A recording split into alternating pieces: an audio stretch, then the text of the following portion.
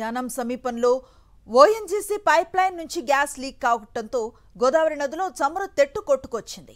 భైరవపాలెం, సావిత్రినగర్ వద్ద వేటకు వెళ్లిన మత్స్యకారులు గోదావరి తీరంలో చమురు తెట్టను చూసి షాక్ అయ్యారు. నీటిపై తేలుతున్న తెట్టును సేకరించి ప్లాస్టిక్ డబ్బాల్లో నింపుకున్నారు. చమురు తెట్టు వల్ల చేపలు చనిపోవడంతో మత్స్యకారులు ఆవేదన వ్యక్తం చేస్తున్నారు.